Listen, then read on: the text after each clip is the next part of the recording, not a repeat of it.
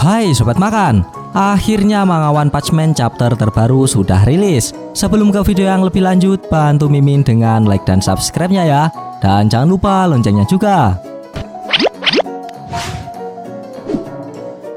Sebelumnya perlu Mimin ingatkan, ini spoiler ya. Bagi yang hanya menikmati animenya saja dan gak mau kena spoiler, bisa tutup video ini sekarang.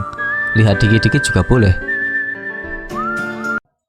Pada cover Manga One Punch Man chapter 183 ini, terdapat gambar Fubuki dengan pakaian sedikit melorot.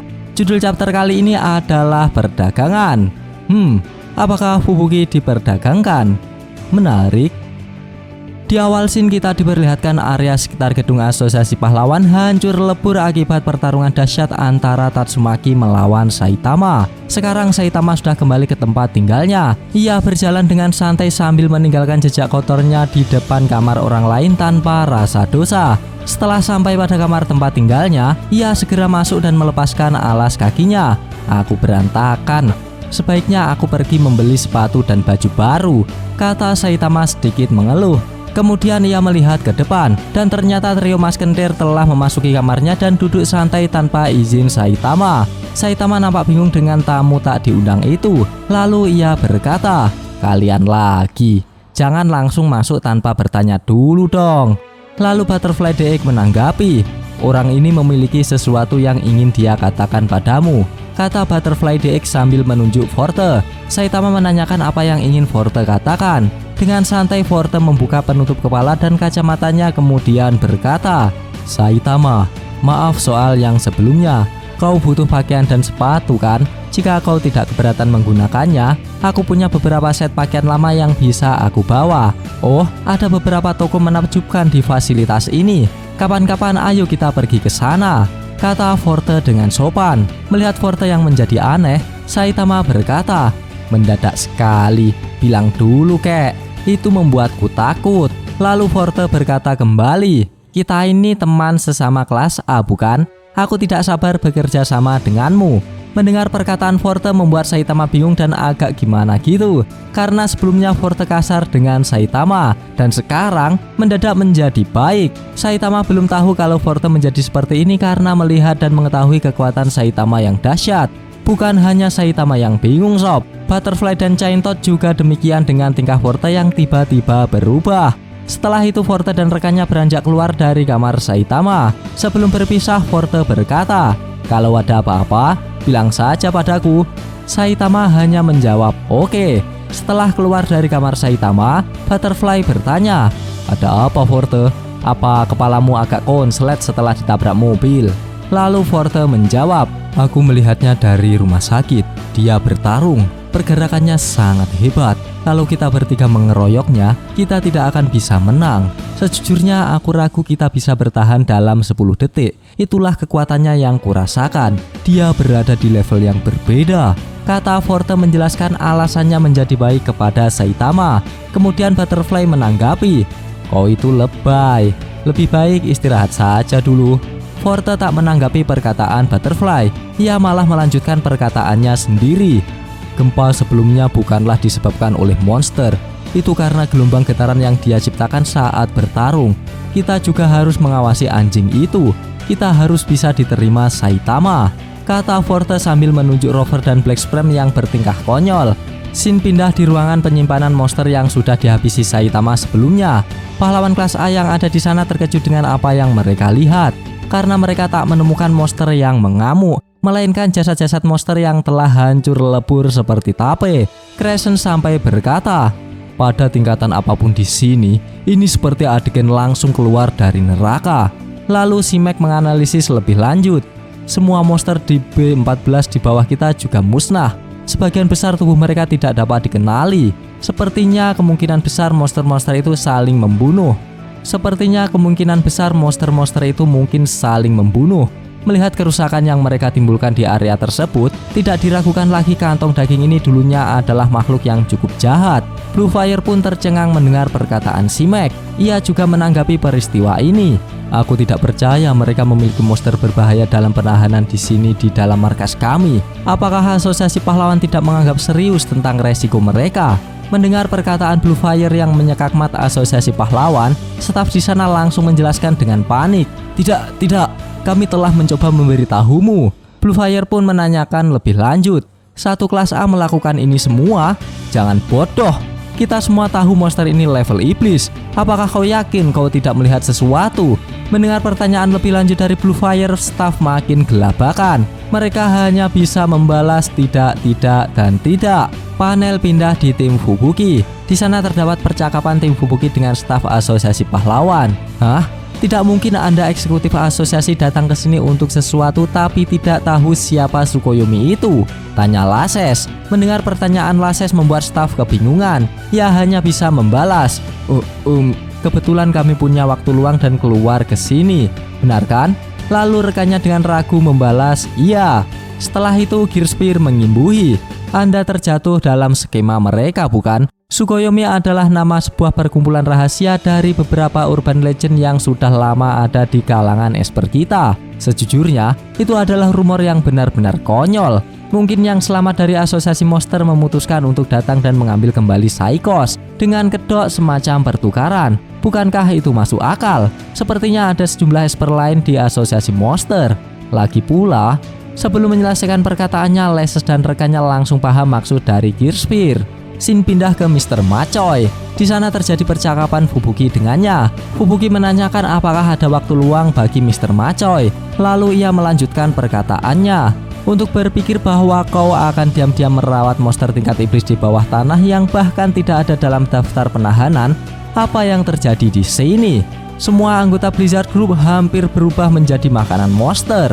Mr. Macoy menjawab, nah, monster-monster itu digunakan untuk implementasi senjata rahasia yang telah dikembangkan oleh Metal Knight. Fubuki langsung merespon, apakah begitu? Lalu, apa sebenarnya bukti yang kumiliki di sini tentang kau yang mencoba menukar monster-monster itu ke organisasi luar dengan sejumlah uang besar? Sebelum Mr. Macoy menjawab, anggota Fubuki mengimbuhi. Saluran darurat yang Anda lewati di sini memiliki keamanan yang sangat lemah. Jadi Anda mungkin harus menyiapkan tindakan pencegahan yang lebih baik terhadap peretasan. Diimbuhi lagi oleh Fubuki. Ini akan menjadi skandal besar jika ini dipublikasikan, bukan? Mendengar pertanyaan Fubuki yang memojokkan dirinya, Mr. Macoy menanyakan apa yang Fubuki inginkan. Lalu Fubuki berkata, aku yakin masih ada waktu sementara kamera mati semua. Jika kita mengambil sisa-sisa daging ini dan menyebarkan ke permukaan, kita dapat mengaturnya sebagai berikut. Kerusakan pada fasilitas ini dan amukan kakakku adalah karena dia bertarung melawan monster-monster setingkat iblis ini. Selain itu, jika kita mengurus kedua hal itu sekaligus, kau akan mendapatkan kembali kepercayaan dari semua orang kelas atas yang tinggal di sini. Mereka adalah sumber daya yang berharga, bukan? Aku pikir akan menjadi kepentingan terbaik kami berdua jika kakakku tidak dihukum karena ini, kata Fubuki untuk mencari aman kedua belah pihak. Lalu Mr. Macoy membalas, hahaha, aku suka itu, seperti yang diharapkan dari penyihir. Yang dimaksud penyihir mungkin pengguna esper ya sob. Lanjut, scene pindah di luar gedung asosiasi pahlawan. Di sana seperti akan terjadi ledakan dari dalam tanah. Dan benar saja, tanah meledak dan berhamburan monster yang hancur. Hal itu bukan sebab tanpa alasan, karena yang berbuat demikian adalah Tatsumaki. Lalu Tatsumaki melihat ke arah monster yang di sebelahnya. Ternyata di dalam monster tersebut terdapat Psikos yang ditarik keluar oleh Fubuki. Tujuannya adalah menyelamatkan Psikos dari penangkapan kembali. Alasan Psikos dimasukkan dalam monster pasti ya seolah-olah Psikos sudah kabur. Setelah Psikos keluar dari monster dan berada dalam dekapan Fubuki di mobil, Fubuki segera pergi meninggalkan lokasi. Di dekapan Fubuki, Psikos memanggilnya Presiden. Panggilan ini adalah panggilan bawahan kepada sang ketua. Bagi yang belum tahu kenapa Fubuki dipanggil presiden, sobat bisa lihat chapter 176 atau sobat bisa klik bunder-bunder di pojok kanan atas. Lanjut, scene pindah kembali sob. Kali ini sedang ada siaran yang menayangkan kerusakan akibat ulah Tatsumaki. Lihatlah, potongan daging monster masih berserakan di mana-mana menunggu untuk ditemukan kembali. Markas besar asosiasi pahlawan baru-baru ini diserang oleh sekelompok monster level iblis. Dan satu pahlawan memukul mundur mereka semua sendirian. Prestasi ini jatuh ke tangan pahlawan kelas S yang kita semua kenal dan cintai, Tornado of Terror. kata peliput berita sambil menunjukkan video gambar Tatsumaki. Seketika warga di dalam gedung itu merasa lega. Sebelumnya mereka ketakutan setengah mati akibat terjadi gempa yang besar. Sepertinya tindakan Tatsumaki mencecerkan monster sebelumnya ternyata ini tujuannya. Nama baik Tatsumaki pahlawan kelas S terjaga dan kebusukan asosiasi pahlawan juga aman dari publik. Semua berita ini terjadi karena skenario Fubuki. Fubuki menjaga kerahasiaan semuanya melalui kesepakatan dengan Macoy. Banyak warga yang memuji aksi heroik dari Tatsumaki dan semua pada mengidolakan Tatsumaki. Di saat semua memuji Tatsumaki, Saitama bersama Genos yang sedang makan sambil nonton berita malah ketakutan. Benar-benar omong kosong. Akulah yang menghentikan Tatsumaki dan mereka malah memanggilku monster, kata Saitama yang dianggap monster dan malah tidak dianggap sebagai pahlawan yang menghentikan amukan Tatsumaki. Genos yang mendengar keluh kesah gurunya langsung sigap menghubungi pihak berita untuk mengajukan komplain. Sebelum menghentikan Genos yang ingin komplain, Saitama mendengar lanjutan berita dengan kuping yang sangat lebar. Selain itu, kerusakan infrastruktur dan bangunan di area tersebut yang terkait dengan pertempuran diperkirakan mencapai miliaran. Seketika Saitama berubah pikiran karena mendengar kata miliaran. Ia takut untuk disuruh ganti rugi. Udah kere masa harus ganti miliaran.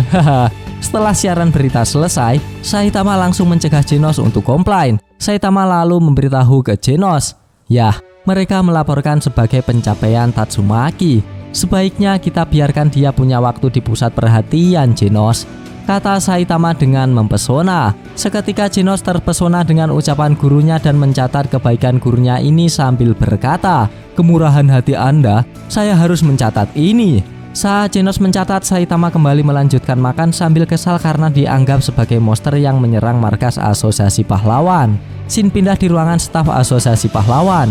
Di sana mereka melihat berita bahwa Saikos telah kabur. Tatsumaki yang berada di sana menanggapi berita tentang Saikos kabur. Itu pasti melalui lubang di lantai atau langit-langit di tengah semua kekacauan dan kebingungan. Ini adalah kesalahanku. Aku akan bertanggung jawab dan menemukannya. Jadi, aku perlu kau mempercayakan pencarian Saikos kepadaku, kata Tatsumaki. Sepertinya Tatsumaki juga mengikuti skenario Fubuki ya sob. Emang dunia ini penuh dengan sandiwara. Enggak di dunia fiksi maupun nyata, semua sama saja. Mendengar perkataan Tatsumaki, para staf di sana pada nggak terima dengan berkata, "Ah, mempercayakan amukan kecilmu yang menyebabkan semua ini? Dan kau pikir kau berada dalam posisi untuk melakukan apapun yang kau inginkan? Pernahkah kau berpikir tentang apa yang telah kau lakukan?" Lalu Tatsumaki membalas, "Berterima kasihlah padaku. Semua penghuni mempercayaimu lagi dan kalian bisa menutupi semua salah urus kalian kan? Apa itu 1 atau 2 level naga? Semua sama saja selama aku membawanya kembali dengan cukup cepat. Aku memiliki pola gelombang kekuatan Saikos yang benar-benar dihafal. Siapa yang mungkin lebih cocok untuk memburunya daripada aku?" kata Tatsumaki menyekak mat para staf. Di sana para staf tak bisa berkata-kata lagi sambil menahan emosi terhadap Tatsumaki. Setelah itu Tatsumaki beranjak meninggalkan ruangan para staf sambil berkata, "Baiklah, aku keluar dari sini. Tidak perlu pahlawan lain. Mereka hanya menghalangi jalanku." Si Macoy di sini hanya tersenyum, kemudian ia baru mengatakan yang terakhir untuk Tatsumaki. "Aku tidak percaya kau begitu menyesal sehingga kau menawarkan untuk mencarinya sendiri. Anehnya kau bersikap baik, bukan, Tatsumaki?" Tatsumaki berhenti kemudian menoleh dan tersenyum kepada Macoy. "Benarkah? Beberapa hari aku hanya dalam suasana yang baik, aku kira." Macoy menjawab. Senang mendengarnya. Mimin jadi kasihan pada Saitama. Lanjut, Shin pindah ke Chill Emperor. Di sana ia sedang menganalisa kejanggalan berita yang beredar. Ia berkata, "Apa ini? Di sini aku berpikir bahwa insiden kantor pusat asosiasi terdengar agak aneh. Jadi aku melakukan sedikit peretasan dan semuanya hanyalah penipuan dan penyamaran. Akhirnya ada yang nggak kemakan hoak juga. Namun dengan peretasan data Chill Emperor, tiba-tiba Shin pun berakhir." Kampret, padahal udah seru loh. Gak apa-apa, kita lanjutkan ketika manga chapter terbarunya sudah rilis. Pesan yang bisa kita ambil dari chapter kali ini adalah berita yang disampaikan di sosial media belum tentu kebenarannya.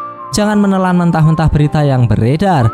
Bisa jadi berita itu hanyalah hoak belaka. Jadilah seperti Jack Emperor yang mencari kebenaran berita tersebut sebelum mempercayai berita tersebut. Anjay. Bagi sobat yang suka pembahasan ini, bisa tekan like-nya, dan jika tidak, bisa tekan dislike-nya 2 kali biar aneh gak rugi. Jangan lupa komennya agar Mimin bersemangat dalam membuat konten. Dan yang paling penting, jangan lupa tekan tombol subscribe supaya sobat-sobat tahu updatean-updatean terbaru dari channel ini. Terima kasih telah menonton, sampai jumpa di video-video selanjutnya. Goodbye, dadah.